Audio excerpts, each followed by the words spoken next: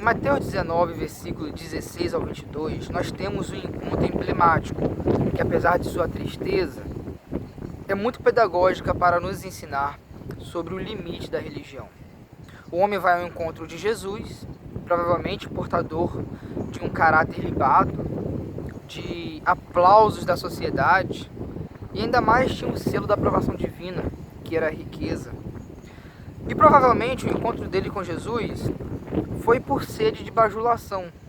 Jesus era famoso, ele chega chamando Jesus de bom mestre. Teria alguém mais oportuno para ele arrancar elogios, senão dos lábios de Jesus? Tudo que ele queria era a convalidação dos seus méritos, aplauso daquele que era o maior em Israel. Eu fiquei pensando sobre o que orquestrava a mente desse jovem, o que estava por trás desse entendimento desse jovem. Provavelmente ele era um homem com rotatividade nas sinagogas. Quando ele conversa com Jesus, Jesus fala, obedece os mandamentos. Ele fala, quais? Ele conhecia o arcabouço das leis de Israel. E quando Jesus cita alguns, ele fala, tudo isso tem obedecido. Ele chega ao encontro de Jesus, mas com o coração distante. Porque a mente dele é uma mente de mérito próprio, de autoconfiança, de jactância religiosa. E o que está por trás disso?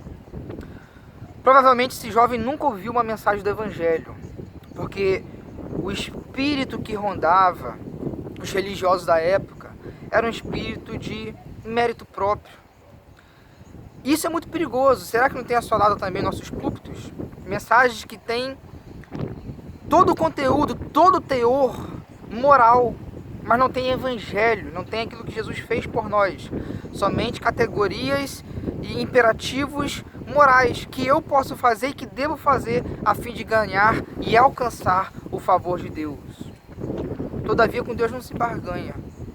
Não há mérito nas obras de quem está morto espiritualmente, porque a vida cristã é muito mais do que conduta moral, apesar de implicar isso, mas é vida espiritual que é soprada pelo Espírito da vida, que é o Espírito Santo de Deus. Então, o que está por trás desse jovem? Esse jovem é o arquétipo da religião, é a religião encarnada se encontrando com Deus encarnado, é o Deus da graça e a personificação da religião. O problema é que uma pessoa que é religiosa e que por religiosos são alimentados pela pregação da barganha e do mérito, a pessoa até obedece de forma externa, mas vai suscitando nessa pessoa um espírito oposto ao espírito do Evangelho, vai suscitando nessa pessoa um espírito que não é de Cristo, senão de Lúcifer, da autopropagação. Tudo que a religião pode fazer é te levar para longe de Deus. Quando esse homem foi exposto por Jesus, ele saiu triste, porque era altamente religioso. Era rico, porém não era pobre de espírito. A primeira escadinha do degrau das bem-aventuranças para ser um discípulo de Jesus e ser um integrante do reino de Deus. Então nós não podemos cooperar com esse entendimento de barganha, de atitude moral, como se fosse ganhar algo de Deus. Há mensagens que só apresentam leis, apresentam Moisés e os profetas.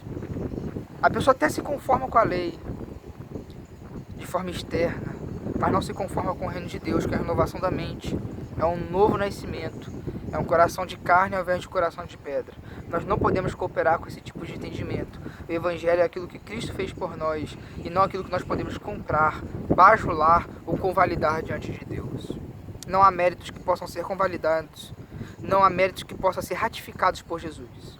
Há somente a cruz, e nos benefícios, nos méritos dele, nós alcançamos então a vida eterna, que era tão almejada por ele, mas que ele escolheu o caminho errado. Que Deus em Cristo nos abençoe.